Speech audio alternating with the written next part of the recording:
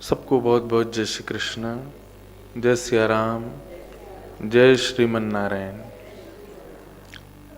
श्री वेदव्यास जी ने अपनी समाधिस्थ भाषा में एक दिव्य ग्रंथ की रचना की जिसका नाम है भागवत। श्रीमद् भागवत लिखी नहीं गई है, श्रीमद् भागवत का निर्माण नहीं किया गया, श्रीमद् भागवत का चिंतन किया गया, चिंतन से प्राप्त ग्रंथ है श्रीमद् भागवत। इसलिए श्रीमद् भागवत की लेखनी, श्रीमद् भागवत के श्लोक, उनका भावार्थ सबसे अलग है, सबसे विलग है, क्योंकि समाधिस्थ भाषा है। श्री वेदव्यास जी महाराज ने भागवत की रचना की और अपने पुत्र सुकाचार्य को, सुखदेव जी को प्रदान की। सुखदेव जी ने यह भागवत की कथा परीक्षित को सुनाई। श्रोताओं ने प्रश्न किया, ये परीक्षित कौन है और इन्होंने भागवत की कथा क्यों सुनी, क्या हुआ, कैसे हुआ, सब हमें बताइए। तो यहां से महाभारत के विश्राम की कथा शुरू होती है। बड़े बड़े वीर वीर गति को प्राप्त हो चुके थे, केवल दो लोगों के बीच में युद्ध चल रहा था, पांडव पक्ष से भीम और कौरव पक्ष से दुर्योधन। भीम अपनी प्रचंड गदा को खूब प्रहार करते हैं दुर्योधन के ऊपर, लेकिन दुर्योधन का बाल बांका नहीं होता, क्योंकि दुर्योधन को उसकी मां से मिला हुआ एक लोह शरीर प्राप्त है जिसको साधारण रूप से नष्ट नहीं किया जा सकता। सब चिंता में है कि महाभारत युद्ध कौन जीतेगा। तभी भीम ने भगवान की ओर देखा तो भगवान ने इशारा किया कि इसकी जंघा पर प्रहार करो। भीम ने अपनी प्रचंड गदा को जैसे ही उसकी जंघा पर प्रहार किया, क्योंकि कथा शायद सबको पता हो कि दुर्योधन की जंघा लोहे की नहीं थी, सर्वांगीण अंग लोह का था। जंघा टूटते ही दुर्योधन गिर गया। लेकिन यहां पर एक समस्या प्रकट हो गई। धर्म युद्ध में नाभि से नीचे प्रहार करने की अनुमति नहीं होती। ये जितने भी युद्ध होते थे, इनमें नाभि से नीचे प्रहार करने पर पराजय मानी जाती थी, अपराध माना जाता था और मारने वाले को युद्ध से बाहर कर दिया जाता था। लेकिन यहां तो सरासर भगवान ने ही अन्याय करवाया, भीम की जंघा पर प्रहार करवाया। तो एक कथा बड़ी प्रसिद्ध है, प्रसिद्ध तो नहीं है लेकिन बड़ी अच्छी है। जैसे ही भगवान ने इशारा किया, भीम ने दुर्योधन की जंघा पर प्रहार किया। ये दृश्य देखते ही नारद जी महाराज बोले कि अब भगवान अन्याय करवा रहे हैं, भगवान के मन की बात समझनी चाहिए, ये क्यों करवा रहे हैं, मुझे समझना है, मुझे जानना है। तुरंत नारद जी महाराज पहुंच गए हिमालय पर। हिमालय पर बलराम जी तपस्या कर रहे थे। संपूर्ण महाभारत युद्ध में बलराम जी नहीं थे, सब थे, बलराम जी नहीं थे। क्यों? बलराम जी को जब पता चला कि द्वारिकाधीश पांडवों के पक्ष में, तो बलराम जी बोले, कौरवों का मुखिया दुर्योधन मेरा शिष्य और पांडवों का मुखिया कृष्ण मेरा भाई, मैं किस तरफ जाऊं? एक मेरा शिष्य, एक तरफ मेरा भाई है। तो बलराम जी बोले, भाई युद्ध होने दो, हम युद्ध में जाएंगे ही नहीं, हम तपस्या करेंगे जाके, हम युद्ध में नहीं रहेंगे। तो बलराम जी तपस्या कर रहे थे। नारद जी महाराज पहुंचे और पहुंच करके बोले, बलराम जी आप यहां तपस्या कर रहे हो और आपको पता है महाभारत युद्ध में धर्म के विपरीत कार्य हुआ है। बलराम जी बोले, क्या हुआ है? बोले, आपके भाई श्री कृष्ण ने भीम को आज्ञा की कि दुर्योधन की जंघा पर प्रहार करो, नाभि से नीचे प्रहार करवाया है। दुर्योधन की जंघा टूट गई, वो गिर गया है और पांडव जीत गए हैं, कौरव हार गए। पांडव जीत गए, इस बात की खुशी तो है बलराम जी को, लेकिन कौरवों के मुखिया दुर्योधन को इस प्रकार से परास्त किया, इस बात का बहुत कष्ट है, और वो भी मेरे भाई कृष्ण ने। यदि अधर्म हो रहा है और आपके कानों में पता चल जाए कि कहीं अधर्म हो रहा है और आप सामर्थ्यवान होकर के भी उसको रोकोगे नहीं, तो आपको पाप लगेगा।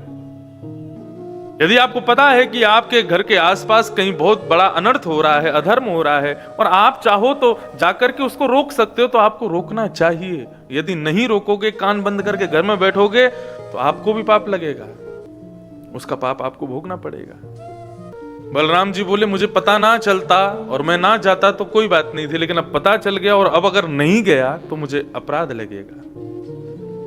अपना हल मूसल उठा करके श्री बलराम जी महाराज कुरुक्षेत्र के मैदान में जा रहे हैं। पृथ्वी कंपायमान हो रही है, आकाश में बादल गरज रहे हैं, पांडव जो अपनी विजय का आनंद मना रहे थे, वे पांडव घबरा गए। बोले कृष्ण ये क्या हो रहा है? बोले कहीं शेषनाग को क्रोध तो नहीं आ गया? बलराम शेषनाग के अवतार हैं।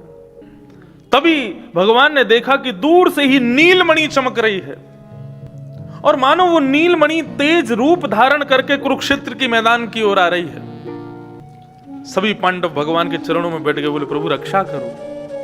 ये कौन है? बोले कोई और नहीं, बलराम जी आ रहे हैं और क्रोध में भर के आ रहे हैं। अर्जुन ने कहा प्रभु रक्षा करो। बोले रुको मैं कुछ करता हूं। यहां से बलराम जी हल मूसल लेकर के दौड़ रहे हैं और सामने से ठाकुर जी दौड़े हैं, निहत्थे, हाथ में कोई शस्त्र नहीं है। सामने से बलराम जी आ रहे हैं, इधर से ठाकुर जी दौड़ रहे हैं। देवता सब आकाश में बैठ करके प्रार्थना कर रहे हैं। बोले अब तो नूतन प्रलय हो जाएगा, अब तो पृथ्वी नष्ट, सप्तलोक नष्ट, स्वर्ग लोक नष्ट, सब नष्ट हो जाएंगे। क्यों? नारायण और शेष के बीच में युद्ध होने वाला है।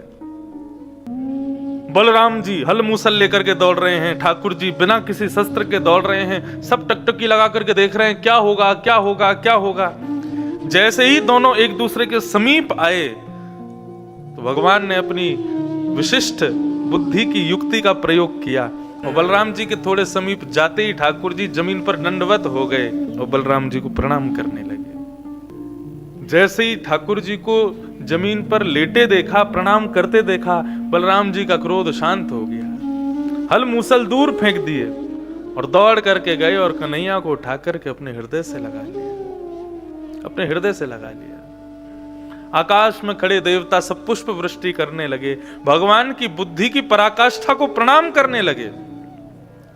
बड़े को यदि क्रोध आवे तो छोटे को चाहिए कि वह उससे तर्क ना करे, क्योंकि बड़े के क्रोध में यदि तर्क करोगे तो बात बढ़ जाएगी। बड़े को यदि कभी क्रोध आवे तो छोटे को चाहिए भले ही उसकी गलती ना हो फिर भी बड़े के चरण पकड़ ले, क्योंकि बड़े जो होते हैं ना, उन बड़ों का सबसे कोमल अंग होता है उनके चरण। गुरुजनों के, माता पिताओं के और बड़े भाई बंधु आदियों के, नानी नाना भुआ आदि, ये जितने भी बड़े होते हैं ना, इनका सबसे कोमल अंग होता है उनके चरण। कभी यदि क्रोधित हो जाएं तो तुरंत उनके चरणों में नतमस्तक हो जाओ। क्यों? चरणों में गिरा जब अपने बालक को देखेंगे तो उनका क्रोध शांत होगा, और जब क्रोध शांत हो जाएगा ना, तब आप अपनी बात कहोगे तो बात सारी शॉर्ट आउट हो जाएगी। लेकिन क्रोध में आप अपनी बात कहोगे तो क्रोध और बढ़ जाएगा। भगवान ने इस प्रकार बलराम जी के चरण पकड़ के पहले तो उनके क्रोध को शांत किया। जब बलराम जी ने कन्हैया को हृदय से लगाया, नेत्र खोल करके देखा तो दूर भीम दिखाई दिया। भीम को देखते ही बलराम जी का फिर क्रोध बढ़ने लगा, ठाकुर जी को दूर करके अपने हल मूसल पकड़ने लगे। तब ठाकुर जी ने हाथ पकड़ा। बोले क्या कर रहे हो आप? किसको मारने जा रहे हो? बोले कन्हैया तू पक्षधर है, मैं जानता हूं, तू अपने भक्तों का बहुत पक्ष करता है। इन पांडवों का पक्ष किया मैं मानता हूं, लेकिन ये भीम ने आज धर्म विरुद्ध कार्य किया है और धर्म विरोधी जो होगा उसको मैं जीवित नहीं छोड़ूंगा, मुझको रोको मत।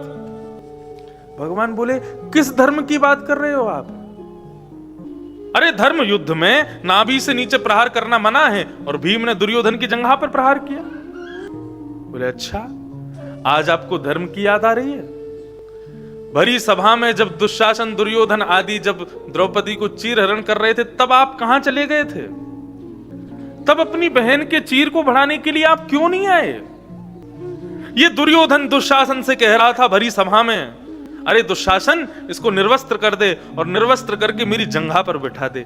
उस समय धर्म याद नहीं आया आपको? एक अबला नारी भरी सभा में अकेली निर्वस्त्र हो रही थी। उस समय इतने बड़े बड़े धर्म धुरंधर कहां चले गए जिनको आज युद्ध में धर्म याद आ रहा है? अरे उस समय भीम ने प्रतिज्ञा ली थी कि द्रौपदी दुर्योधन की जंघा पर नहीं बैठेगी, लेकिन हां मैं प्रतिज्ञा लेता हूं एक दिन मेरी प्रचंड गदा इसकी जंघा पर जरूर बैठेगी। भीम ने अपनी प्रतिज्ञा पूरी की है। बलराम जी कहने लगे क्या धर्म है, क्या धर्म है, मेरी बुद्धि समझ ही नहीं पाती है, मुझे बताओ कन्हैया। भगवान कहते हैं देखो भैया, सत्यम ब्रूयात, सत्य बोलो ये धर्म है, लेकिन तुरंत दूसरी बात कही जाती है प्रियम ब्रूयात। सत्य कैसा बोलो जो सामने वाले को प्रिय लगे। अप्रिय सत्य बोलना भी धर्म नहीं है। जिस सत्य को बोलने से किसी का घर उजड़ जाए, किसी का परिवार नष्ट हो जाए, किसी का सब कुछ खत्म हो जाए, ऐसा सत्य बोलना धर्म नहीं है। इस प्रकार भगवान कृष्ण ने बलराम जी को समझाया और कहा कि विधर्मी को मारने के लिए यदि अधर्म का सहारा लिया जाए तो विधर्मी को मारने के लिए अधर्म का सहारा लेना भी धर्म है। दुर्योधन विधर्मी है और उसको मारने के लिए यदि भीम ने अधर्म किया, नाभि से नीचे प्रहार किया, तो मेरी नजर में वह भी धर्म है, क्योंकि मरने वाला कोई धर्मावलंबी नहीं है, विधर्मी है। इस प्रकार बलराम जी को समझाया। बलराम जी बात समझ गए और पांचों पांडव अपने राज्य अभिषेक के लिए तैयारियों में लग गए। रणभूमि में अचेत अवस्था में पड़ा है दुर्योधन। तभी गुरुपुत्र अश्वत्थामा आ गया और आकर के पूछने लगा, दुर्योधन तुम्हारे पास अभी समय है, मुझे आज्ञा दो, मैं पांचों पांडवों को मार दूंगा। दुर्योधन बोला, मेरे पास और कोई चारा भी नहीं है, मार दो। अश्वत्थामा पांचों पांडवों को मारने के लिए गया, लेकिन जाको राखे साइया, मार सके ना कोई, बाल ना बांका कर सके जो जग बैरी होए। ठाकुर जी जिसको एक बार पकड़ लें, ठाकुर जी जिसके ऊपर एक बार अपना वरदहस्त रख दें, या ठाकुर जी जिसके सदैव संरक्षक बनकर के रहते हो, उसको महाराज ठाकुर जी भी चाहे ना तो नहीं मार सकते। अर्धरात्रि का समय था, भगवान को पता चला अश्वत्थामा आ रहा है, सोते हुए पांडवों को मार देगा, क्योंकि अधर्म एक हो चुका है ना। अब तो सब सोचेंगे कि हम भी अधर्म ही करें। भगवान पांचों पांडवों को अर्धरात्रि में ही उठा करके अपने साथ ले गए, लेकिन द्रौपदी के 5 पुत्र सोते रह गए। अश्वत्थामा ने आकर के अंधेरे में पहचान नहीं पाया और द्रौपदी के 5 पुत्रों को मार दिया। 5 पुत्रों को मार करके दुर्योधन के पास उनके मस्तिष्क लेकर के गया। दुर्योधन ने जैसी प्रकाश करके देखा, बोले, अरे मूर्ख, ये तूने क्या किया? ये द्रौपदी के 5 पुत्र मार दिए।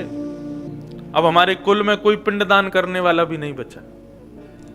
ऐसा कहते हुए दुर्योधन ने अपने प्राण त्याग दिए। प्रातः काल का समय हुआ, द्रौपदी रुदन करने लगी, अपने पुत्रों के 5 धरों को देख करके रोने लगी। अर्जुन ने प्रतिज्ञा कर ली, बोले, द्रौपदी तुम रो मत, मैं प्रतिज्ञा लेता हूं, जिसने भी तुम्हारे 5 पुत्रों को मारा है, ये अर्जुन प्रतिज्ञा लेता है, उसको जीवित नहीं छोड़ूंगा मैं। भगवान अर्जुन का हाथ पकड़ रहे हैं, बोले, गुस्से में, जल्दबाजी में प्रतिज्ञाएं नहीं लेनी चाहिए। बंधुओं, एक चीज समझिए, महाभारत, भागवत आदि ये ग्रंथ ना, ये पग पग पर कुछ सिखाते हैं। क्रोध करना बुरा नहीं होता, लेकिन क्रोध के समय पर लिए जाने वाले निर्णय बुरे होते हैं।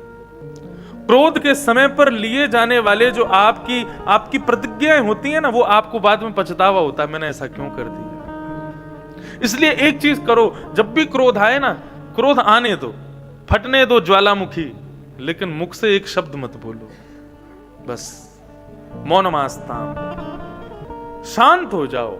कैसे भी करके उन 5 मिनट के समय को शांति से निकाल लो। जब मन थोड़ा शांत हो जाए, बुद्धि थोड़ी शांत हो जाए, ज्वालामुखी थोड़ी कम हो जाए, तब मुख खोलो। तब आप जो निर्णय लोगे ना, वो प्रिय होगा, वो अच्छा होगा। क्योंकि क्रोध का आवेश इतना होता है कि हमारी बुद्धि को फिर कुछ दिखाई नहीं देता। सद असद का ज्ञान, हम विवेक शून्य हो जाते हैं क्रोध बढ़ते ही। इसलिए क्रोध में निर्णय नहीं लेना चाहिए। भगवान अर्जुन का हाथ पकड़ रहे हैं, बोले, ऐसी प्रतिज्ञा मत कर। लेकिन अर्जुन को तो क्रोध चढ़ा, प्रतिज्ञा ले ली, मैं जिसने तुम्हारे बालकों को मारा उसको जीवित नहीं छोड़ूंगा।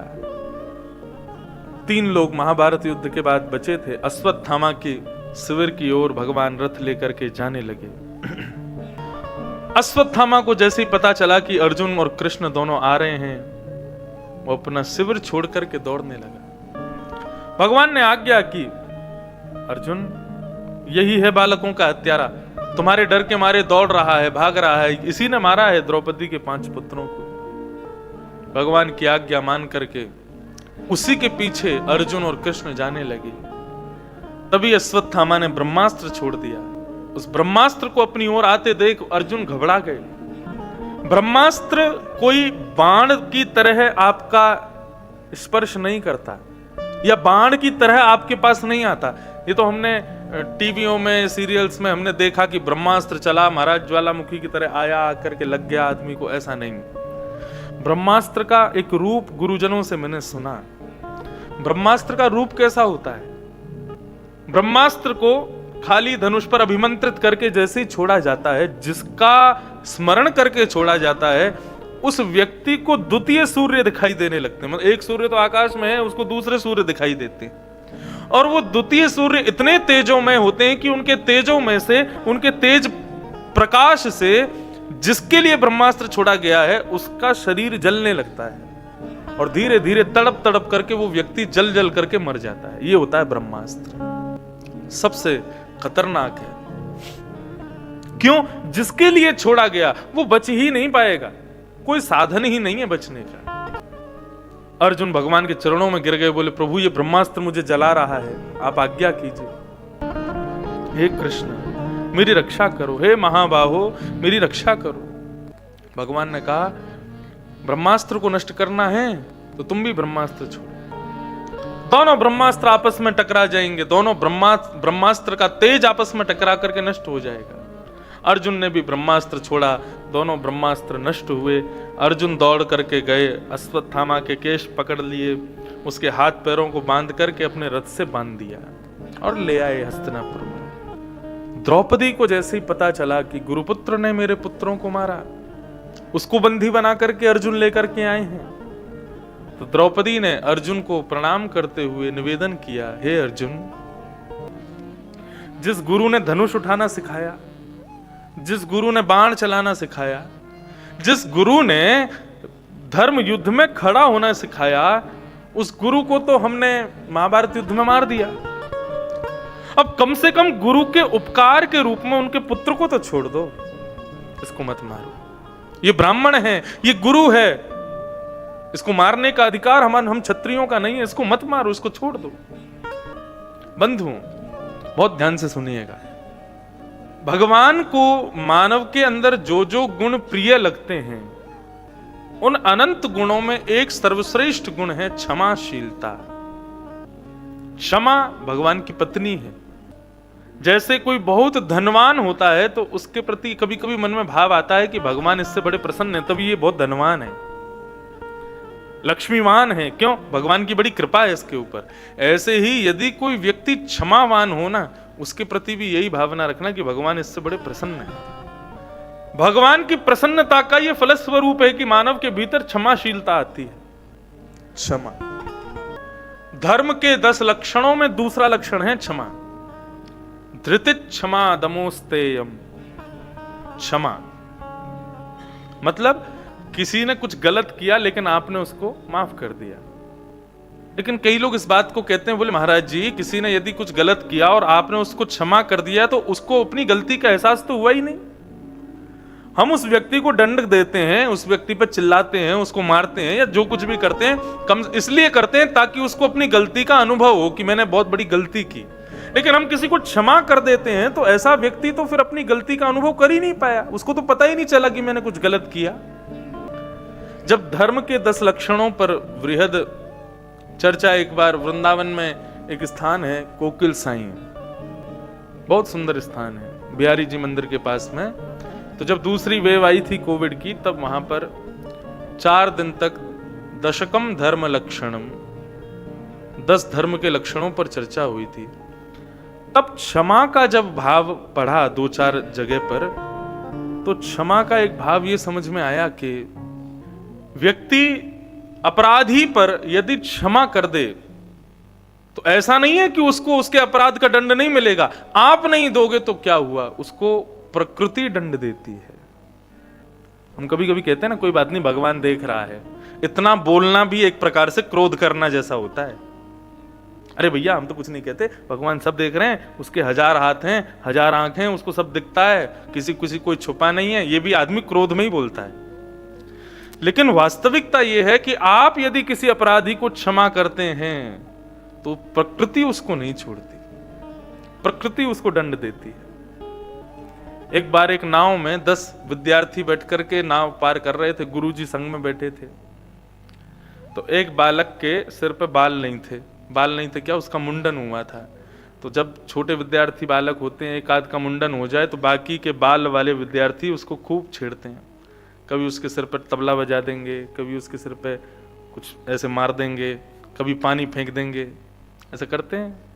हमारा जनेऊ संस्कार हुआ था, इसी प्रांगण में हुआ था। तो मैंने देखा कि भाई अकेले का यदि जनेऊ हुआ तो जितने बाल वाले मेरे भाई बंधु हैं सब मुझको छेड़ेंगे। तो मैंने जिद करके जितने भी हमारे घर में बालक थे सबका अपने संग करा लिया, नहीं तो सब मेरे सिर को छोड़ते नहीं।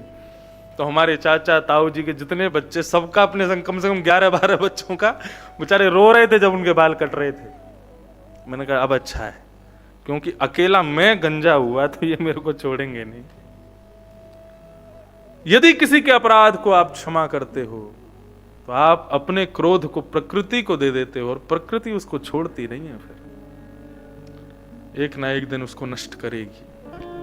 द्रौपदी ने अर्जुन के चरण पकड़ लिए, बोले मत मारिए इसको, ये ब्राह्मण है, हमारा गुरुपुत्र है, गुरु के उपकार के रूप में इसको बख्श दीजिए, इसको छोड़ दीजिए। और अर्जुन, इसको मारने से फायदा हमको क्या होगा ये बताओ?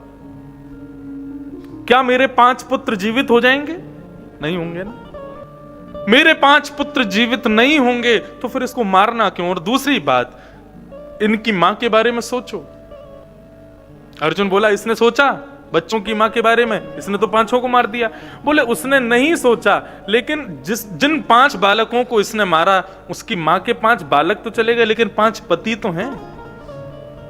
अश्वत्थामा की मां को विधवा तो पहले ही कर दिया तुम लोगों ने, अब इसको भी मार दोगे तो उसकी मां कहां जाएगी? इसको मत मारो, इसको छोड़ दो। अब द्रौपदी कह रही है कि छोड़ दो। भीम कहने लगा तूने छोड़ा तो मैं मार दूंगा। प्रजा कहने लगी, बोले अर्जुन हमारे हवाले कर दो, हम मार देंगे इसको। युधिष्ठिर कहने लगे नहीं नहीं, हम द्रौपदी के पक्ष में हैं, इसको मत मारो। सब बातें होने लगी। अंत में भगवान के पास देखा, अर्जुन ने चरण पकड़े, बोले प्रभु बताइए ना मैं क्या करूं। भगवान बोले देखो द्रौपदी तुम्हारी पत्नी है, उसकी बात मानना तुम्हारा धर्म है। भीम तुम्हारा बड़ा भाई है, उसकी बात का भी तुमको मान तो करना चाहिए। तुम राजा हो, ये प्रजा है और प्रजा कह रही है तो प्रजा की बात का भी मान रखो। और युधिष्ठिर तुम्हारे सबसे बड़े भाई हैं, उनकी बात तो तुमको माननी ही चाहिए। और तीसरी बात, सबसे अंतिम बात, तुमने प्रतिज्ञा ली थी कि तुम बालकों के हत्यारे को छोड़ोगे नहीं, तो तुम अपनी प्रतिज्ञा भी पूरी करो।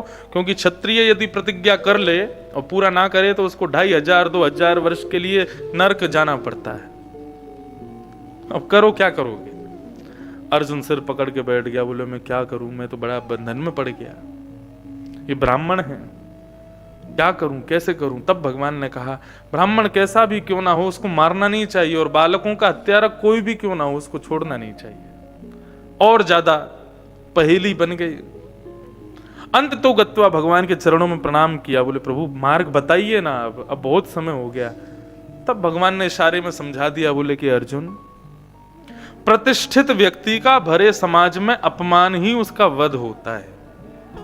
ये ब्राह्मण है इसलिए इसके शरीर की मृत्यु तुम्हारे हाथों होना, इसका वध होना ये उचित नहीं है। लेकिन बालकों का हत्यारा है इसलिए इसको छोड़ना भी उचित नहीं है। इसलिए क्या करो, बीच का रास्ता यही है कि ये ब्राह्मण है, मारना नहीं है, बालकों का हत्यारा है, छोड़ना नहीं है, लेकिन गुरुपुत्र है, मतलब प्रतिष्ठा है इसकी। तो क्या करोगे? भरे समाज में, ये पूरी हस्तिनापुर इंद्रप्रस्थ के सामने इसका अपमान कर दो। सबके मध्य में अपमान होगा तो जब तक जीवित रहेगा तब तक मरता ही रहेगा।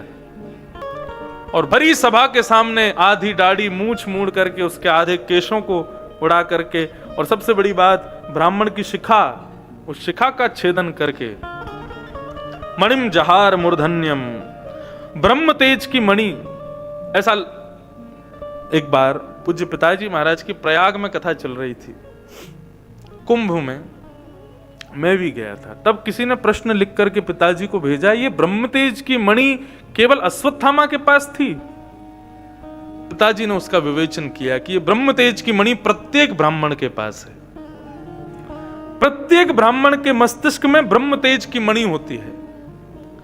जो ब्राह्मण त्रिकाल संध्या करते हैं, उर्दपुंड त्रिपुंड लगाते हैं, चोटी रखते हैं, गायत्री पुरुषण करते हैं, वेद वेदांगों का पाठ करते हैं, उनका पठन करते हैं, उनकी ब्रह्मतेज की मणि तेजस्वी होती है। कई ब्राह्मणों को आप देखेंगे तो उनके मुखमंडल की आभा देख करके उनको प्रणाम करने की इच्छा होती है। क्यों? उनकी ब्रह्मतेज की मणि तेजोमय होती है। तो इस प्रकार ब्रह्मतेज की मणि को निकाल करके अर्जुन ने धक्के मार करके अश्वत्थामा को बाहर कर दिया और अश्वत्थामा अब बदले की आग में जल रहा है। भगवान सभी पांडवों को लेकर के गंगा किनारे गए और जाकर के पिंडदान करवाया। मरे हुए सब कौरव आदियों का, सबका पिंडदान आदि, सबका तर्पण आदि हो रहा था। तभी कुंती ने जाकर के युधिष्ठिर जी से कहा कि युधिष्ठिर, एक क्रिया कर्ण की भी कर देना। अर्जुन बोला कर्ण की? युधिष्ठिर बोले कर्ण की क्रिया मैं क्यों करूं? कौरवों की हम कर सकते हैं क्योंकि हमारे चाचा के पुत्र थे, लेकिन ये कर्ण तो हमारे कुल का ही नहीं था, हमारे खानदान का ही नहीं था, हमारे तो घर का ही नहीं था, उसका मैं क्यों करूं? तो कुंती ने वर्षों पुरानी बात बताई कि मैं छोटी सी थी, एक संत हमारे यहां आते थे, मैं उनकी बड़ी सेवा करती थी। मुझसे प्रसन्न होकर के उन्होंने मुझको एक मंत्र दिया और कहा, बेटी तुमने मेरी इतनी सेवा की है, जब कभी भी तुम संकट में हो इस मंत्र का उच्चारण करना, जिस देवता का आह्वान करोगी वो तुम्हारे सामने आके खड़ा हो जाएगा। कुंती कहती है, मैंने देखा कि इस मंत्र में इतनी शक्ति कहां होगी। मैंने उसका उच्चारण करके सूर्य का स्मरण किया, सूर्य नारायण मेरे सामने प्रकट हो गए। बोले माते आपने स्मरण किया, बताइए मैं क्या करूं? कुंती बोली, मैं छोटी सी घबरा गई उनको देख करके। मैंने कहा मैंने तो बस ऐसे ही बोला था मंत्र, मुझे कुछ आपसे कुछ चाहिए नहीं, आप चले जाओ। सूर्य कहने लगे, बोले नहीं, आए हैं तो कुछ तो देके जाएंगे। तो अपने समान तेजों में एक पुत्र मुझको प्रदान कर दिया। बोले मां ये मेरा ही अंश है, आपका पुत्र बनेगा। मेरा ब्याह भी नहीं हुआ था युधिष्ठिर उस समय। समाज के डर के कारण, लोक लाज के कारण मैंने कहा कि इस बालक को क्या नाम दूं, किसका क्या बताऊंगी, किसने दिया मुझको, कोई विश्वास नहीं करेगा मेरे ऊपर। तब लोकलाज के डर के कारण उस बालक को लता पत्रों में लपेट करके एक डलिया में उसको बिठा करके मैंने यमुना जी में प्रवाह कर दिया। वही बालक, एक राधा नाम की कन्या ने उसको पाल पोस के बड़ा किया और वही बालक कर्ण बन करके कौरवों के पक्ष में गया और वहां से युद्ध किया।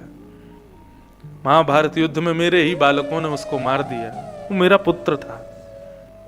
युधिष्ठिर को जब ये बात पता चली तो नेत्रों से आंसू झरने लगे। बोले मां तुमने हमें पहले क्यों नहीं बताया? यदि हमें पता होता कि वो छठवा भाई है हमारा तो उसको जीवित रहने देते, उसको कैसे भी करके बचा के लाते हम।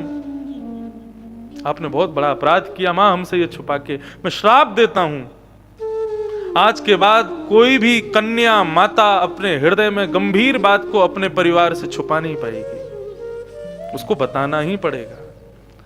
माताओं के गले में गलकंठिका नहीं हुआ करेगी, ये युधिष्ठिर ने श्राप दे दिया। भगवान ने जाकर के युधिष्ठिर को समझाया, कुंती को समझाया और कर्ण का पिंडदान हुआ। लौट करके वापस हस्तिनापुर आए। भगवान ने सबको प्रणाम किया। बोले अब मैं द्वारिका जाऊं, अब आप लोग राजपाट संभालो, आनंद से रहो, अब सब कुछ ठीक हो गया है, अब मैं जाता हूं। और भगवान रथ पर बैठ करके जैसे ही जाने लगे तो अर्जुन का पुत्र अभिमन्यु जो कि चक्रव्यूह में मारा गया, उसकी पत्नी गर्भवती थी। उसकी पत्नी के गर्भ के बालक को नष्ट करने के लिए अश्वत्थामा ने बदला पूरा करने के लिए ब्रह्मास्त्र छोड़ दिया। पाहि पाहि महायोगिन देव देव जगतपते, हे जगतपते। बंधुओं पति शब्द का अर्थ क्या होता है बताओ? पति का मतलब क्या होता है? पति का मतलब रक्षक। पाणिक ग्रहण संस्कार के बाद एक विशेष प्रकार की कन्या की रक्षा के लिए पति को नियुक्त किया जाता है, वो होता है रक्षक।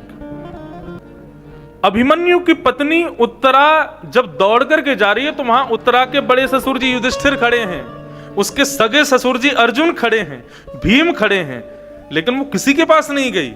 किसके पास गई? सीधे दौड़ करके द्वारिकाधीश के पास गई और ये जगतपते शब्द कहकर के मानो पांडवों को दिखा दिया कि आप कुछ नहीं हो, ये हैं जगतपति, ये हैं सबके रक्षक। आज द्रौपदी के भी मन में आया कि जब चीरहरण मेरा हो रहा था तो द्रौपदी ने पहले भगवान को नहीं पुकारा, बोली मैं पांडवों की पत्नी हूं, ये पंच पांडव मेरी रक्षा करेंगे, मेरा चीरहरण नहीं होने देंगे। दुशासन साड़ी खींच रहा था, वो पांडवों की ओर देख रही थी, लेकिन पांडव नीची नजर करके बैठे थे।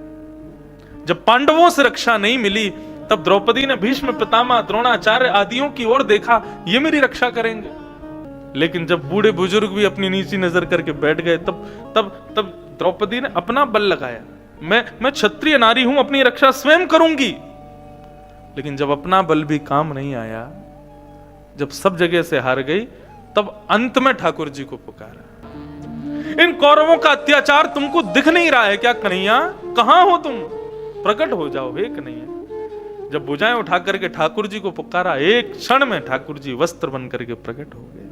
दुशासन की भुजा थकित भई, खींचते खींचते खींचते खींचते दुशासन पागल हो गया। वशन रूप भय श्याम, वस्त्र बन के प्रकट हो गए ठाकुर जी।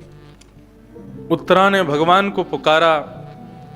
ठाकुर जी एक रूप से तो रथ में खड़े हैं और दूसरे रूप से अंगुष्ठ मात्र छोटी सी वायु का रूप धारण किया और उत्तरा के श्वास नली से भीतर प्रवेश कर गए और उसके गर्भ में प्रवेश करके अपनी गदा को इतनी तीव्र गति से घुमाया कि उत्तरा के गर्भस्थ शिशु की रक्षा हो गई। भगवान ने उत्तरा के उस गर्भ के बालक की रक्षा की। भगवान अब पुनः द्वारिका को जाने के लिए प्रस्थान करने लगे तो कुंती भुआ रथ के सामने आके खड़ी हो गई। भगवान ने कहा, भुआ अब मैं जाऊं, मैं भी अपनी पत्नियों को, बच्चों को, सबको याद कर रहा हूं, मुझे भी जाना चाहिए। कुंती बोली, आप चले जाना, लेकिन मैं आपसे थोड़ी कुछ कहना चाहती हूँ, अपने मन के भाव आपके सामने प्रस्तुत करना चाहती हूँ, स्तुति गाना चाहती हूँ। कुंती ने भगवान की स्तुति गाई। कहने का अभिप्राय, कुंती ने इतनी बड़ी स्तुति गाई और पूरी स्तुति में हम मानवों को बता दिया कि मानव भगवान को दो हाथ जोड़ करके प्रणाम करके नमस्कार करने के अलावा दूसरी कोई वस्तु कभी दे नहीं सकता। और इसके अतिरिक्त आप जो कुछ भी भगवान को अर्पित करते हो, वास्तव में भगवान की कृपा से आपने उनको अर्पित किया है। आपने सोने का छत्र चढ़ा दिया, कहां से आया इतना धन? भगवान की कृपा से। आपने उनके सामने फल फूल आदि नैवेद्य चढ़ा दिए, कहां से आए? सब ठाकुर जी की कृपा से। आप जो कुछ भी ठाकुर जी को अर्पित कर रहे हो वो भगवान की ही कृपा से आपको प्राप्त है। एक प्रकार से मेरे जन्मदिन में आकर के मेरे ही घर में लगी हुई तस्वीर उतार के मुझको ही दे दिया आपने, कुछ अलग नहीं दिया।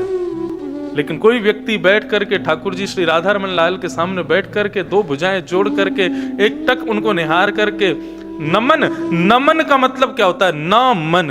अब ये मन मेरा नहीं है प्रभु, ये मन आपका है। अपना मन ठाकुर जी को अर्पित करना, बस यही हम दे सकते हैं ठाकुर जी को, और कुछ नहीं दे सकते। नमस्ते, अस्ते का मतलब होता है चुरा लो। हे प्रभु, हमारा ये मन अब हमारा नहीं है, इसको आप हरण कर लो, इसको ले लीजिए। हम केवल मन ही दे सकते हैं ठाकुर जी को, इसके अतिरिक्त और कुछ नहीं दे सकते। संसार में ईश्वर सब घट में विद्यमान है, सब जगह विद्यमान है। इस खंभ में भी आज भी नृसिंह भगवान हैं। सब जगह कण कण में ठाकुर जी विद्यमान है, लेकिन दिखते क्यों नहीं है?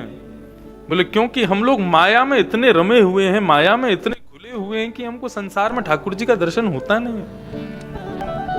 पैसे के मद में यदि कोई है, काम के मद में यदि कोई है, तो उसको आचार विचार धर्म का दर्शन होता नहीं है। इस प्रकार संसार के मद में जो है उसको ठाकुर जी का दर्शन नहीं होता। एक कठपुतली की तरह हम आप सब लोग नृत्य कर रहे हैं, लेकिन वास्तव में नचाने वाला तो माया रूपी पर्दे के पीछे बैठा है। मैं कथा कर रहा हूं, आप सुन रहे हो, मैं हंस रहा हूं, आप सुन रहे हो, कहीं कोई रो रहा है, कोई हंस रहा है, कोई लीलाएं कर रहा है। सब लीला करवा कौन रहा है? ठाकुर जी करवा रहे हैं, लेकिन दिखते नहीं है। क्यों नहीं दिखते? क्योंकि माया का एक पर्दा पड़ा है। जिस प्रकार कठपुतली को नचाने वाला कठपुतली को दिखाता है, कभी हंसती है, कभी बोलती है, गिरती है, सोती है, सब काम करती है कठपुतली, लेकिन वास्तव में क्या वो अपने बल पर कर रही है? नहीं। उसकी उंगली, उसके अंग में लगी हुई धागे कोई व्यक्ति अपनी उंगलियों में बांध करके उसको नचाता है, वो व्यक्ति नहीं दिखाई देता। क्यों? क्योंकि माया का पर्दा बीच में पड़ा है। ठीक वैसे ही हम सबकी डोर श्री राधा रमण जी के हाथ में है, श्री गिरधर लाल के हाथ में है। वो जैसे जैसे उंगलियां चलाते हैं वैसे वैसे हम चलने लग जाते हैं, लेकिन वो नहीं दिखते। क्यों? क्योंकि कठपुतली दिखेगी ना, कठपुतली नचाने वाला दिख जाएगा तो फिर कठपुतली का नाटक देखने में आनंद नहीं आएगा। इस संसार में आनंद नहीं आएगा यदि ठाकुर जी दिख गए तो। किसको दिखते हैं? बहुत कम उन्हीं को दिखते हैं जो माया के और ब्रह्म के परिचय को भली भांति जान चुके हैं, उनको ही वे दिखते हैं। कुंती ने भगवान की स्तुति गाई और स्तुति गाते हुए कुंती ने अपनी स्तुति में एक शब्द सबसे विशेष कहा है। वो क्या कहती है भगवान से? त्वयैव नाथेन, ये शब्द बहुत ध्यान से सुनिएगा। हम सब कहते हैं राधा रमण जी हमारे हैं, हम राधा रमण जी के हैं, लेकिन हम केवल इतना कहते हैं कि राधा रमण जी हमारे हैं, लेकिन ऐसा नहीं कहते ये बेटा हमारा नहीं है, ये पति हमारा नहीं है, ये बच्चे हमारे नहीं है, ये घर हमारा नहीं है। सब हमारा है और इन सब के साथ राधा रमण जी भी हमारे हैं। लेकिन कुंती क्या कह रही है? त्वयैव नाथेन, दूसरा कोई हमारा नहीं है, केवल आप हमारे हो, कोई हमारा नहीं है। ये जो एक शब्द एक्स्ट्रा लगाया है ना कुंती ने, इसलिए कुंती की स्तुति सबसे विशेष है। त्वयैव नाथेन, केवल आप हमारे हो और कोई हमारा नहीं है। कुंती ने भगवान की स्तुति गाई और अंत में अपनी झोली ठाकुर जी के सामने फैला दी। बोले इसको भर दो। भगवान बोले क्या दूं बताओ? आपको हस्तिनापुर का साम्राज्य मिल गया, आपके बच्चों के सिर पर अब स्वर्ण मुकुट विराजमान है, एक छत्र सम्राट आपके पुत्र बन गए, सब कुछ तो मैंने दे दिया, अब क्या दूं मैं? और भी कुछ रह गया हो तो बुआ बताओ। कुंती कहती है आपने अभी अभी कहा मेरे पुत्रों को साम्राज्य मिल गया, मेरे पुत्रों को स्वर्ण का मुकुट पहना दिया, मेरे पुत्र एक छत्र सम्राट बन गए, कल तक ये सब नहीं था ना कन्हैया? बोले हाँ कल तक नहीं था, कल तक ये सब नहीं था, लेकिन ये सब देने वाला तू हमारे साथ था, और आज ये सब मिल गया तो तू हमको छोड़ के जा रहा है। इसलिए कन्हैया कल तक हम जो दुखी थे ना, आज झोली फैलाकर मैं फिर से दुख मांग रही हूं। क्यों? क्योंकि जब हम दुखी रहते हैं तो तुम हमारे साथ रहते हो, तुम हमारे निरंतर समीप रहते हो। हे कन्हैया हमें वह चाहिए, तुम्हारी याद बनी रहे, तुम सदैव साथ रहो कन्हैया। यदि वो दुख में संभव हो तो हमें वो दुख चाहिए। कुंती की इस बात को सुनकर के भगवान ने कुंती को अपने हृदय से लगाया और हृदय से लगा करके कुंती को आश्वासन दिया कि बुआ तुम चिंता मत करो, जब चाहोगी मेरा दर्शन करोगी, और जिस दिन मैं अपनी लीला पूरी करके जाऊंगा पृथ्वी से तुमको साथ लेके जाऊंगा अपने। ऐसी कुंती ने भगवान की मंगलमयी स्तुति गाई। बोलो भक्तवत्सल भगवान की जय। जन्म लेते ही परीक्षक और परीक्षार्थी की भावना जिस बालक के हृदय में है उसका नाम रखा गया परीक्षित। ज्योतिषियों ने आकर के महाराज बड़े गुण बताए इस बालक के, ऐसा होगा वैसा होगा, सब आकर के बताया। और अंत में युधिष्ठिर के पूछने पर कोई दोष नहीं होगा क्या? बोले हाँ दोष तो होगा, क्योंकि इस पृथ्वी पर सर्वगुण संपन्न कोई नहीं आता। चाहे कोई कैसा भी व्यक्ति क्यों ना हो, यदि उसका जन्म हुआ है तो उसके अंदर दुर्गुण होगा ही होगा, दोष होंगे ही होंगे। बिना दोष दुर्गुणों के मानव पृथ्वी पर रहे, उसमें सारे सद्गुण होंगे तो यहां थोड़ी रहेगा, स्वर्ग में रहेगा वो। स्वर्ग लोक और दैत्य लोक में अंतर क्या है? स्वर्ग लोक के जितने भी जीव हैं, वहां के जो देवता हैं, उनमें सब गुण ही गुण है, उनमें कोई दुर्गुण है ही नहीं। और दैत्य लोक के जो लोग हैं उनमें कोई गुण ही नहीं है, सारे दुर्गुण ही दुर्गुण है। लेकिन मृत्यु लोक के जो लोग हैं उनमें सद्गुण और दुर्गुण दोनों समान रूप से विद्यमान हैं। इसलिए चाहे कोई कितनी भी बड़े आसन पर बैठा हो, कितनी भी बड़ी गद्दी पर बैठा हो, दुर्गुण उसमें भी है, उससे कोई बचता नहीं। नहीं तो हम इस पृथ्वी पर होते ही नहीं। ज्योतिषियों से युधिष्ठिर जी बोले आपने इस बालक के गुण ही गुण बताए, कोई दुर्गुण नहीं बताया। तब उन ज्योतिषियों ने कहा महाराज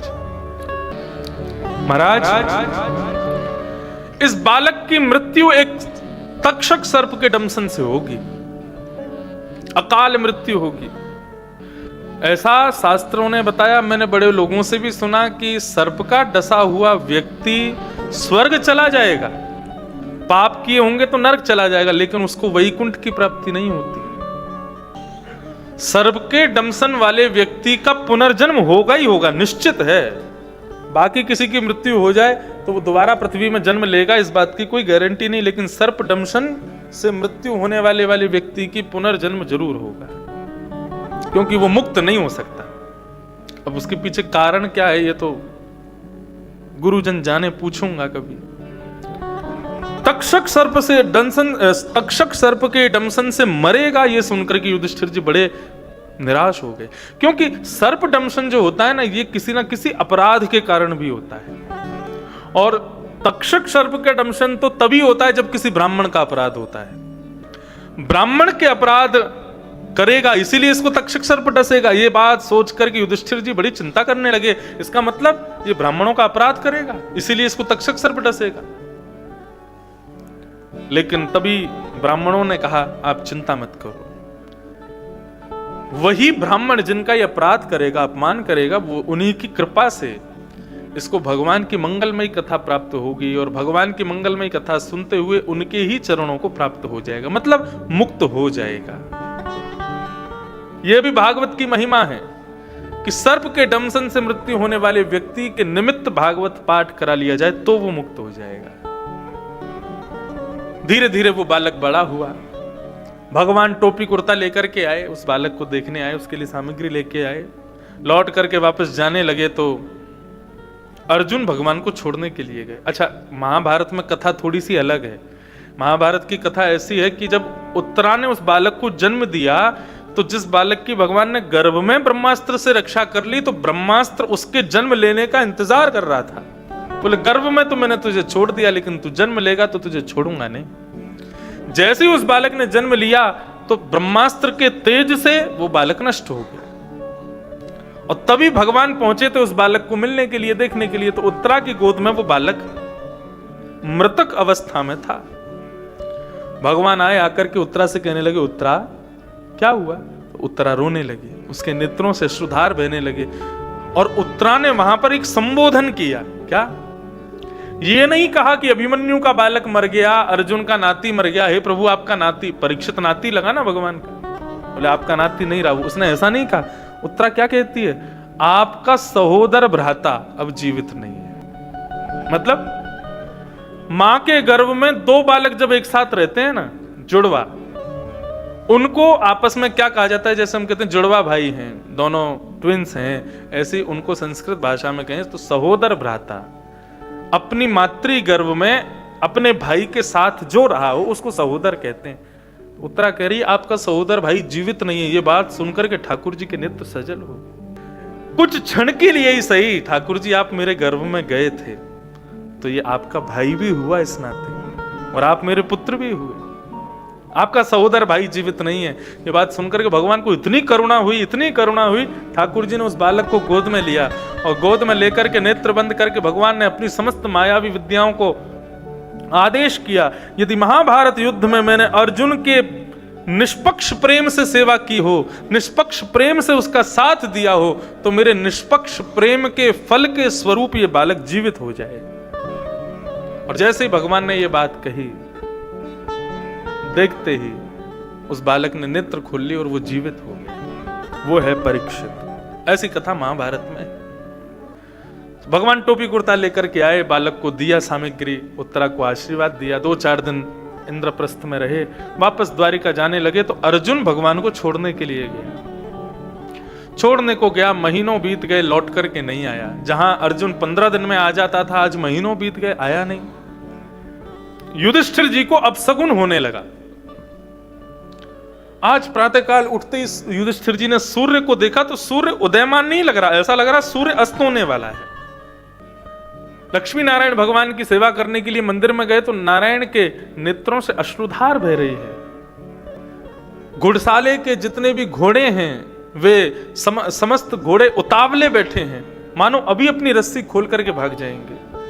यमुना के जल में आज ठहराव नहीं है, ऐसे मानो कि जैसे समुद्र की तरह उफान भर रहा हो यमुना का जल। वन के जीव जो युधिष्ठिर जी को देख के प्रसन्न हुआ करते थे, आज सभी जीव मानो क्रोध में भरकर के उन पर आक्रमण करना चाहते हो। ये सारे अपशगुन युधिष्ठिर जी को होने लगे। युधिष्ठिर जी ये सारे अपशगुन अपने भाई भीम को बता रहे थे और अंत में बोला कि इतने दिन हो गए, अर्जुन देखो लौट करके नहीं आया, आज ये सब अपशगुन मुझको हो रहा है, कहीं कोई गड़बड़ तो नहीं, कहीं कोई गलत तो नहीं हो रहा। इतने में ही मुख्य द्वार पर एक दीनहीन सा व्यक्ति आकर के गिर पड़ा।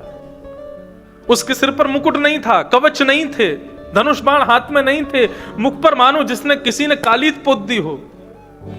दौड़ करके भीम और युधिष्ठिर गए तो जाकर के देखा, गौर से देखा तो पाया ये तो अर्जुन है। अर्जुन, तुम्हारी ये स्थिति कैसे हो गई? तुम तो द्वारिका गए थे ना, द्वारिकाधीश की सुध लेने, उनको लेकर के गए थे, इतने महीनों बाद आए, द्वारिका में सब ठीक है ना, द्वारिकाधीश ठीक है ना, भगवान की समस्त पटरानियां सब कुशल मंगल है ना। द्वारिकाधीश का नाम सुनते ही अर्जुन के नेत्र सजल हो गए। अपने भ्राता युधिष्ठिर का हाथ पकड़ लिया, बोले भैया, जिनकी वजह से इंद्रप्रस्थ का राज्य मिला, जिनकी वजह से विशाल कौरवों की सेना को खुर के गड्ढे के समान हम पार कर गए, जिनकी कृपा से इंद्र की पदवी आदि सदैव खाली रहती है मेरे लिए, जिनकी वजह से लोग मुझे गांडीव धारी, धनुष धारी अर्जुन कहकर के पुकारते हैं, वो कृष्ण अपनी लीला पूरी करके स्वधाम चले गए। और स्वयं तो गए, मेरा तेज भी अपने साथ ले गए, मेरा बल भी अपने साथ ले गए, मेरा सब कुछ हरण करके चले गए। मुझे बहुत अभिमान था अपने गांडीव धारी धनुष धारी होने का, लेकिन आज मेरा गांडीव धनुष भी उनके बिना किसी काम का नहीं। जैसे ही सुना कि कृष्ण अपनी लीला पूरी करके चले गए, पर्दे के पीछे खड़ी हुई कुंती के कानों में जैसे ये बात गई, सुनते ही तत्क्षण अपने प्राण त्याग दिए कुंती ने। कृष्ण ही नहीं है, जिनके लिए हम जीवित हैं वे ही नहीं है, तो हम रह करके क्या करें? आज अर्जुन को भगवान के द्वारा किए गए समस्त उपकार याद आ रहे हैं। भैया, महाभारत युद्ध में एक दिन मेरे घोड़े बड़े प्यासे थे। युद्ध के बीच मैदान में जाकर के मेरे घोड़ों ने चलना छोड़ दिया, रुक गए। मैंने द्वारिकाधीश से कहा, द्वारिकाधीश आगे बढ़ो, देखो बाणों की बौछार हो रही है, यदि हम यहां से नहीं जाएंगे तो एक आध बाण लग जाएगा। द्वारिकाधीश बोले, अर्जुन तुम्हारे घोड़े प्यासे हैं और जब तक इनको जल नहीं मिलेगा हम आगे नहीं बढ़ पाएंगे। अर्जुन बोला, अब क्या करें? अब तुम युद्ध मैदान के बीच में खड़े हैं, सामने से बाणों की बौछार हो रही है। द्वारिकाधीश मुस्कुराने लगे। मैंने कहा, मुस्कुरा क्यों रहे हो? मरने वाले हैं हम, आप मुस्कुरा रहे हो? द्वारिकाधीश बोले, मैं इसलिए मुस्कुरा रहा हूं, अब मैं देखूंगा कि तू क्या करता है। भगवान बोले, ये कोई परीक्षा लेने का समय है अर्जुन? अर्जुन कहने लगे, बोले प्रभु मजाक मत कीजिए, बताइए क्या करें, कैसे निकले यहां से? भगवान बोले, जो बोलूंगा सो करेगा। बोले, करिष्ये वचनम तव, आप जो कहेंगे मैं करूंगा। भगवान बोले, देख लेना पीछे मत हट जाना। बोले, नहीं हटूंगा पीछे, आप आज्ञा कीजिए, क्या करना है? भगवान बोले, रथ से नीचे उतर जाओ, अपने धनुष पर बाण चढ़ाओ, पृथ्वी में गड्ढा करो, पानी का स्रोत निकालो, घोड़ों को खोल करके पानी पिला के दोबारा घोड़ों को रथ में लगा दो, जाओ।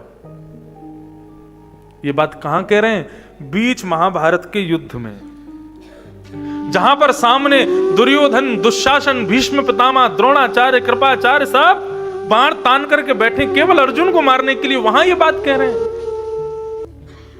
अर्जुन बोला, प्रभु आप देख रहे हैं ये कहां खड़े हम लोग? भगवान बोले, तूने कहा था जो कहूंगा सो करेगा, अब कर। मैंने उनकी बात पर विश्वास किया भैया, मैं रथ से उतर गया, अपना बाण निकाल करके पृथ्वी में गड्ढा किया, स्रोत ढूंढ करके निकाला, अपने घोड़ों को खोल करके जल पिलाया, जल पिला करके घोड़ों को पुनः रथ में जोतने लगा। मन में विचार करने लगा, इतनी देर हो गई, एक बाण ने भी मेरा स्पर्श नहीं किया। ये दुर्योधन, दुशासन, भीष्म पितामह भूल गए हैं क्या कि मुझे मारना है?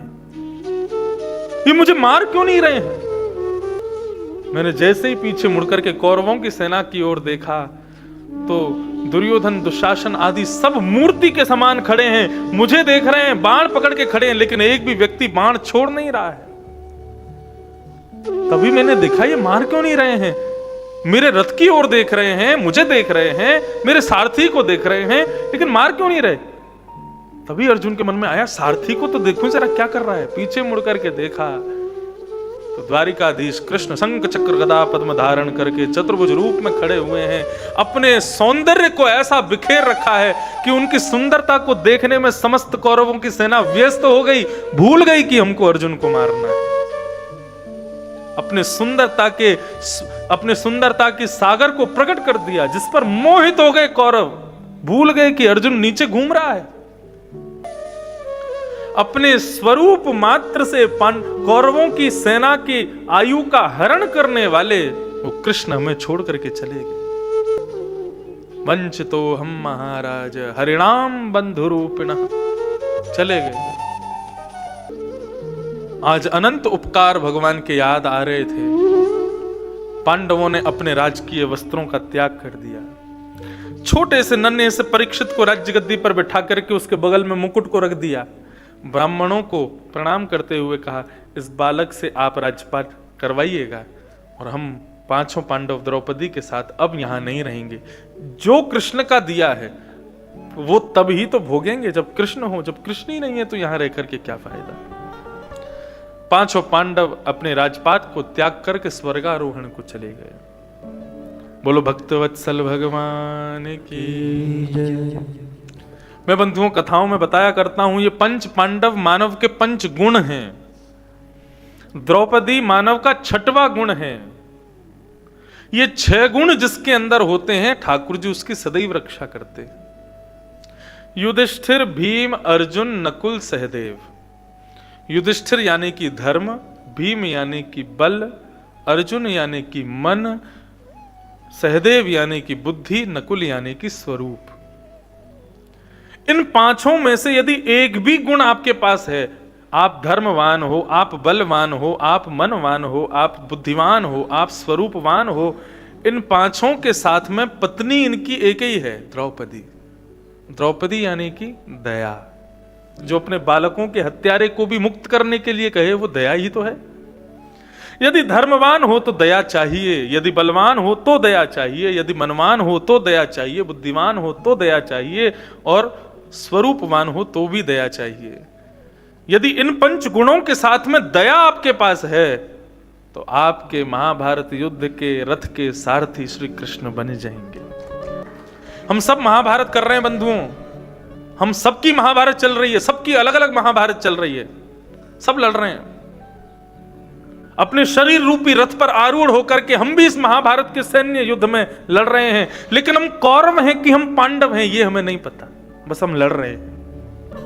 कौरव और पांडवों का एक ही पता है कि पांडव कौन है, जिनकी तरफ द्रौपदी और कृष्ण हैं वो पांडव है। तो द्रौपदी यानी कि दया, दया जिनके पास है उनके पास कृष्ण पहुंच ही जाएंगे, वही पांडव बन जाएंगे और महाभारत युद्ध को जीत जाएंगे। किसने जीता? सूरदास जी ने जीता इस महाभारत युद्ध को। मीराबाई ने जीता है, तुलसीदास जी ने जीता है, कुम्मन दास जी ने, रैदास जी ने, इन सब ने अपने महाभारत युद्ध को जीता है। अब हमारी बारी है जीतने की। कब जीतेंगे? जब अपने भीतर विद्यमान पंच पांडव रूपी गुण का ब्याह हम द्रौपदी से कराएंगे, तभी कृष्ण हमारे रथ के सारथी बनेंगे। क्योंकि जहां दया नहीं आएगी वहां पर कृष्ण कभी नहीं आएंगे। अरे बल तो रावण में भी है और बलराम जी में भी है, लेकिन वो निर्बल के बलराम हैं। वो बल होते हुए भी उसके अंदर दया नहीं है रावण के पास, इसलिए वहां पर राम नहीं है, वहां पर कृष्ण नहीं है। बल कंस में भी है, लेकिन कंस के बल में दया नहीं है, इसलिए दया का होना बहुत जरूरी है। पंच पांडवों को हम प्रणाम करते हैं। आगे के प्रसंग में आता है कि धीरे धीरे परीक्षित बड़े हो गए, उनका ब्याह हुआ, जन्मेजय आदि पुत्र हुए। एक दिन परीक्षित जी भ्रमण करते हुए अपने राजपाट में सब देख रहे थे, कोई दुखी तो नहीं है, किसी को कोई कष्ट तो नहीं है। तभी परीक्षित जी पहुंचे तो उन्होंने एक आश्चर्य देखा कि एक वृषभ बैल अपने एक पैर पर खड़ा है, उसके 3 पैर काट दिए हैं। एक काला काला व्यक्ति उसके चौथे पैर को भी काट रहा है। तभी वहां पर श्री परीक्षित जी पहुंच गए और अपनी तलवार निकाल के उसको मारने लगे। बोले, भाई तुम इसका पैर काट रहे हो, कौन हो तुम? तब उन्होंने अपना परिचय दिया, वृषभ ने अपना परिचय दिया, बैल ने कहा मैं धर्म हूं। धर्म के 4 चरण होते हैं, सत्य, दान, दया और पवित्रता। 3 युग नष्ट हो गए, यानी कि धर्म के 3 पैर चले गए। दया, दान और पवित्रता, ये 3 पैर कट गए हैं कलयुग में। केवल एक पैर से खड़ा है धर्म, वो है सत्य। अब धीरे धीरे लोग असत्य का संभाषण करने लग गए हैं। धीरे धीरे जिस दिन लोग बहुत झूठ बोलने लग जाएंगे और झूठ ही बोला करेंगे, उस दिन घोर कलयुग आ जाएगा। आज भी सत्य बोलने वाले लोग हैं, इसलिए धर्म बचा हुआ है। नहीं तो जिस दिन भयंकर झूठ आ जाएगा, उस दिन घोर कलिकाल आ जाएगा। पृथ्वी को सबसे ज्यादा भार किसका लगता है पता है? झूठे व्यक्ति का। कोई बहुत मोटा हो जाए, किसी का बहुत वजन हो जाए, कोई कितना भी बड़ा अपराध कर दे, उसका वजन भी पृथ्वी सह लेती है, लेकिन झूठ बोलने वाले का वजन पृथ्वी से सहन नहीं होता। आप कभी अनुभव करके देखना, बड़े समाज में या किसी बड़े श्रेष्ठ स्थान पर आप झूठ बोलोगे, और सबसे बड़ी बात बताऊं, राधा रमन लाल जी के सामने आप खड़े होकर कुछ झूठ बोलो, कुछ भी, आपके पैरों में चींटियां दौड़ने लगेंगी, पृथ्वी हिलने लगती है उतनी देर के लिए। अजीब सा अनुभव होता है, अपने अंदर से ग्लानि जैसी अनुभव होती है कि हम झूठ क्यों बोल रहे हैं, क्योंकि पृथ्वी को भार सहन नहीं होता। इसलिए कलयुग में धर्म एक पैर पर खड़ा है, सत्य, इसलिए सत्य कहो। लेकिन मैंने एक बात कही, कैसा सत्य बोलो? प्रियम सत्य बोलो, जो प्रिय लगे, जो सुनने में अच्छा हो, वही सत्य बोलो। किसी के सुनकर के हृदय को ठेस पहुंचे, ऐसा सत्य भी मत बोलो। किसी को सुनकर के बहुत बुरा लग जाए, समाज को बहुत बुरा लग जाए, किसी का परिवार उजड़ जाए, वैसा सत्य भी मत बोलो।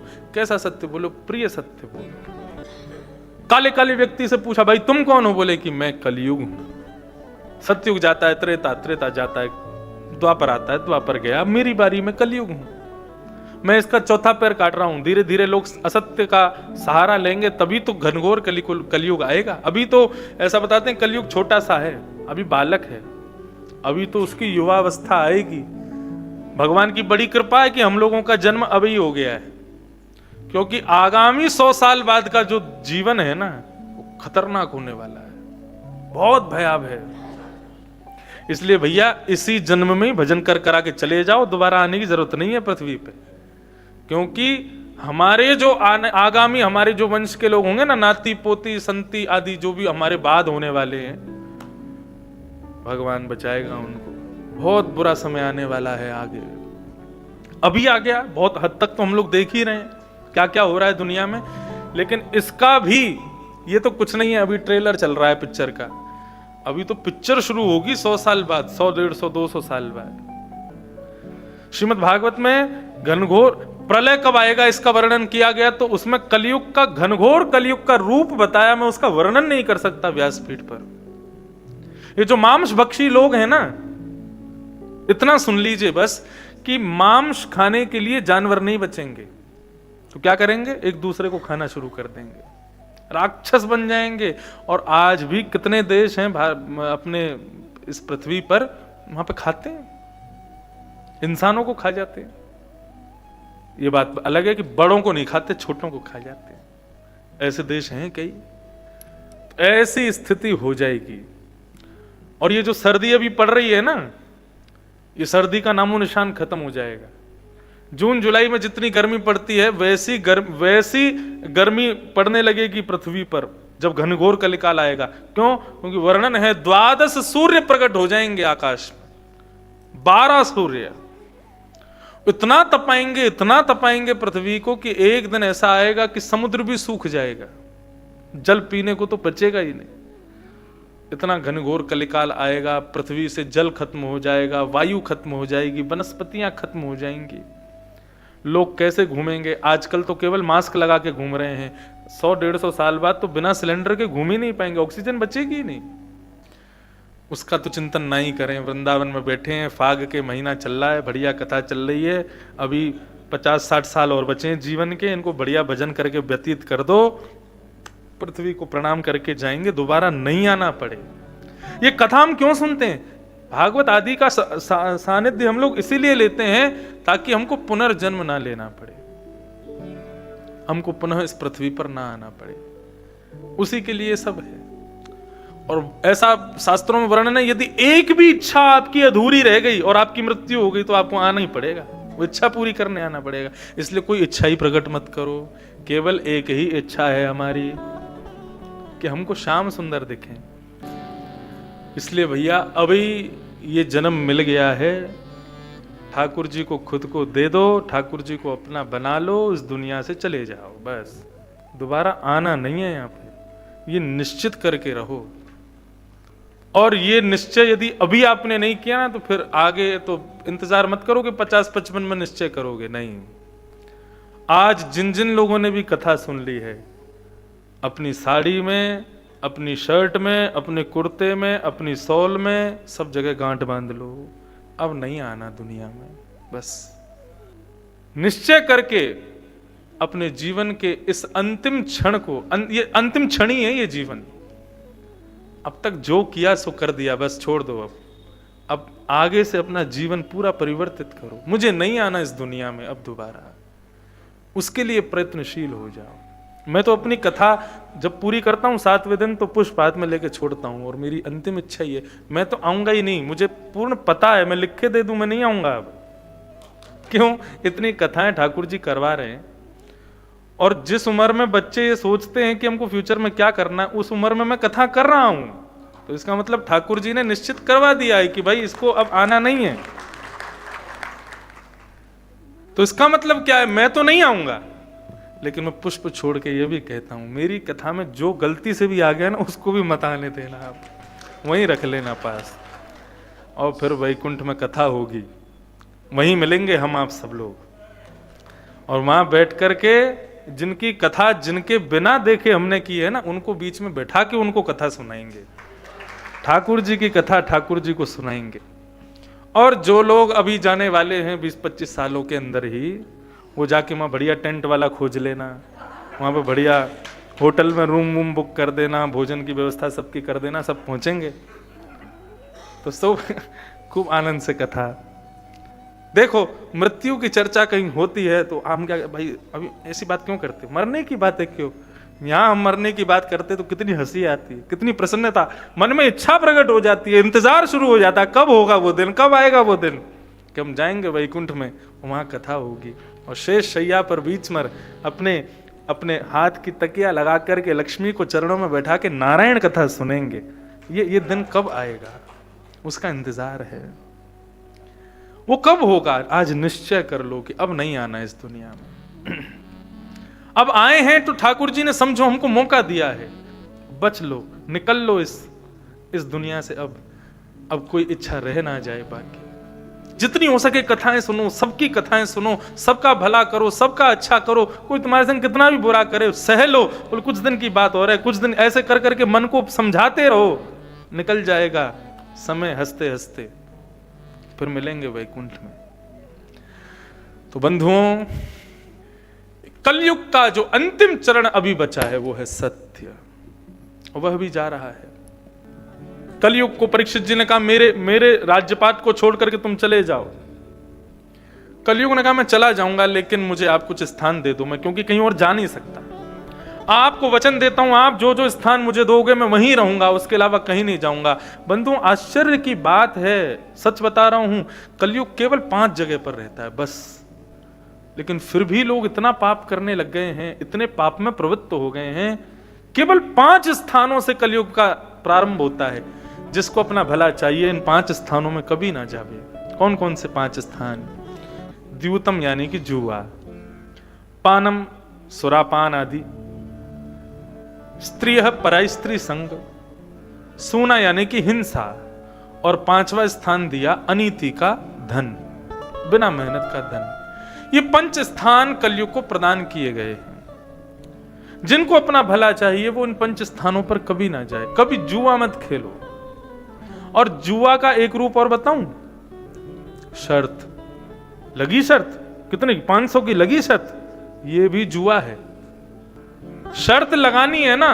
खेल के आप कहोगे खेल में मजा नहीं आता जब तक पैसा नहीं लगाए। खेल में पैसा मत लगाओ, उसकी जगह खाने पीने का कोई पदार्थ लगा दो, रसगुल्ला लगा दो, समोसा लगा दो, कचौड़ी बेड़ई लगा दो, छोले भटूरे लगा दो, पिज्जा पास्ता लगा दो, लेकिन धन को मत लगाओ। हारने वाला जीतने वाले को ये खिला देगा, ऐसी शर्त पे भी चल जाएगा काम, लेकिन धन का प्रयोग नहीं, क्योंकि धन लक्ष्मी है और लक्ष्मी को दाव पर नहीं लगाया जाता। लक्ष्मी को इस प्रकार दाव पर लगाने से अपराध होता है, पाप होता है। तो द्यूतम पानम, मदिरा पान, भक्ष भक्ष का अपनी जिह्वा पर उस हर वस्तु का सेवन करना जिसके लिए जीव नहीं बनी है, वो सब पानम के रूप में आते हैं। स्त्री, एक स्त्री ब्याह होते हुए भी परिस्त्री संग करना, ये पाप का निवास है, उस कलयुग का निवास है। और सूना यानी कि हिंसा, इसमें भी कलयुग है। और पुनश्च याचमाना, ये 5वां जो स्थान कलयुग को प्रदान किया वो दिया गया अनीति का धन, बिना मेहनत के कमाया गया धन, उसमें कलयुग रहता है। अब आप विचार करो, ये 5 जगह पे ही है बस कलयुग, फिर भी कितना पाप बढ़ रहा है। क्यों? क्योंकि जो पाप कर रहे हैं वो निश्चित ही इन 5 में से किसी एक के आदि तो होंगे ही होंगे, इसीलिए पाप कर रहे हैं। आप कहोगे हम जुआ नहीं खेलते, हम पानम नहीं करते, पर स्त्री संग नहीं करते, हम हिंसा नहीं करते, लेकिन ये 5वें से तो कोई भी नहीं बचता। अनीति का धन तो सबके घर में है।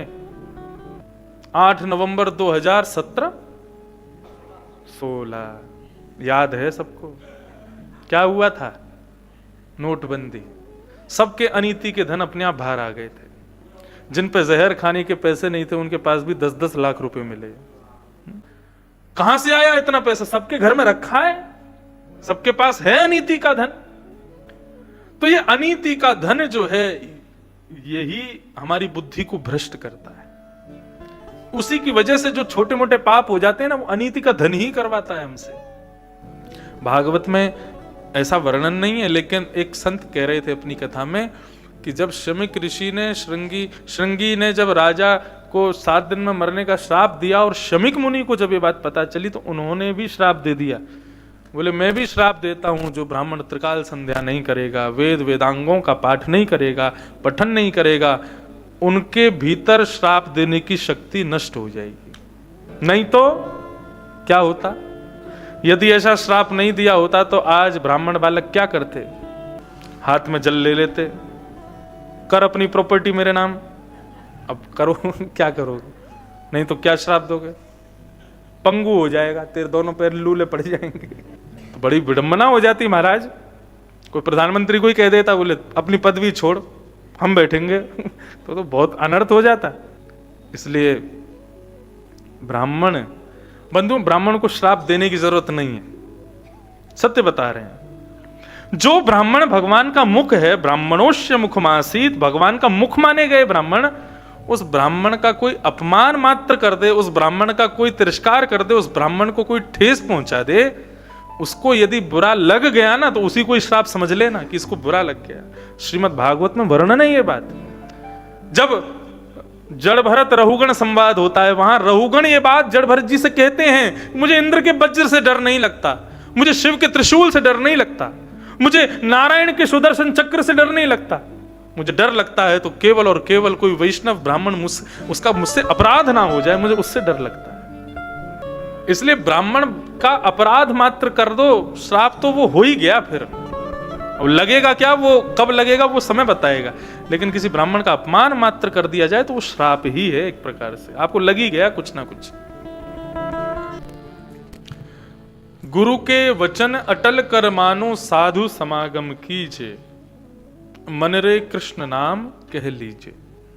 गुरु की आज्ञा के प्रति पूर्ण विश्वास रखो। बंधुओं देखो, शायद कल की कथा में कहा था, वृंदावन के लोग मुक्ति की कामना नहीं करते, मुक्ति भरे था। यहां मुक्ति की कामना नहीं करते हम लोग। जहां पर नित्य शंख चक्र गदा पद्मधारी ठाकुर जी रमण करते हैं, विहार करते हैं, उस स्थान की प्राप्ति मतलब मुक्ति। लेकिन मुक्ति राक्षसों को भी मिलती है। एक कल की कथा में मैं आपको 5 प्रकार की मुक्ति बताऊंगा और उन मुक्तियों की श्रेणियां बताऊंगा। उसमें आप समझेंगे कि साधारण मुक्ति प्राप्त सबको होती है, लेकिन भक्ति युक्त मुक्ति जिसको प्राप्त होती है वो नित्य गोलोक धाम में वैकुंठ में भी ठाकुर जी का नित्य सहचर होता है, वो ठाकुर जी के संग निवास करता है।